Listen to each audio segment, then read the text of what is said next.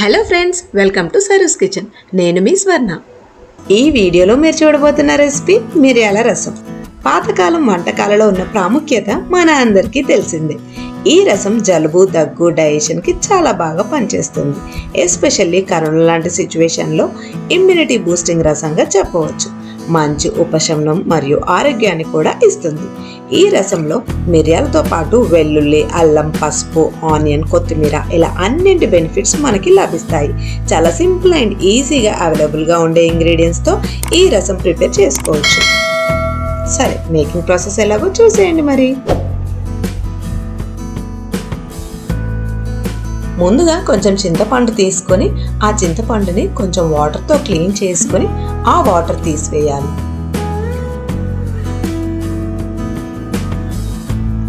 ఇప్పుడు ఈ చింతపండు మునిగే వరకు కొన్ని వాటర్ వేసుకొని ఒక 20 మినిట్స్ పాటు పక్కన నానబెట్టుకోవాలి. 20 మినిట్స్ నానబెట్టుకున్న తర్వాత ఇప్పుడు ఈ చింతపండులోంచి రసం తీసుకోవాలి.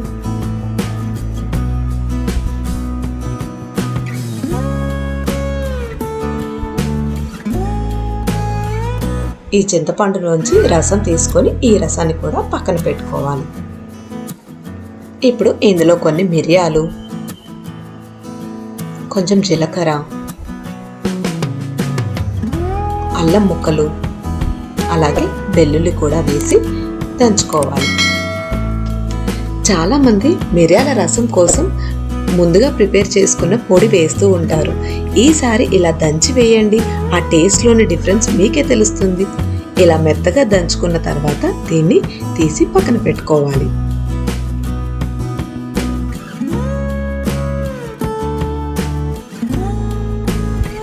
స్టవ్ పైన ఒక బౌల్ పెట్టుకొని బౌల్ హీట్ అయిన తర్వాత అందులో 4 to 5 టేబుల్ స్పూన్ ఆయిల్ వేసుకోవాలి. ఆయిల్ హీట్ అయిన తర్వాత 1/2 టేబుల్ స్పూన్ జీలకర్ర, అలాగే 1/2 టేబుల్ స్పూన్ ఆవాలు వేసుకోవాలి. 4 కట్ చేసుకున్న గ్రీన్ చిల్లీస్ కూడా వేసుకోవాలి. ఇప్పుడు పొడుగ్గా కట్ చేసుకున్న ఆనియన్స్ కూడా వేసుకొని ఒకసారి కలుపుకోవాలి.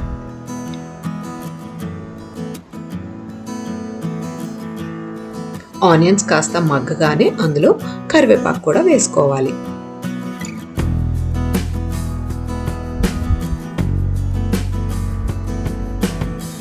ఇప్పుడు 4 to 5 రెడ్ చిల్లీస్ కూడా వేసుకొని ఒకసారి మిక్స్ చేసుకోవాలి. ఇప్పుడు కొంచెం ఇంగువ వేసుకోవాలి. ఇది ఆప్షనల్, కావాలి అనుకుంటే వేసుకోవచ్చు. ఇప్పుడు 1/2 టేబుల్ స్పూన్ పసుపు కూడా వేసుకొని ఒకసారి మిక్స్ చేసుకోవాలి. ఇందాక తీసి పెట్టుకున్న చింతపండు రసంని ఈ పోపులో యాడ్ చేసుకోవాలి. ఇప్పుడు కొన్ని వాటర్ కూడా యాడ్ చేసుకోవాలి. ఇప్పుడు ఒక 1/2 టేబుల్ స్పూన్ సాల్ట్ వేసుకోవాలి. అలాగే ఇందాక మనం దంచి పెట్టుకున్న మిరియాలు, అల్లం, వెల్లుల్లి పేస్ట్ని వేసి మిక్స్ చేసుకోవాలి.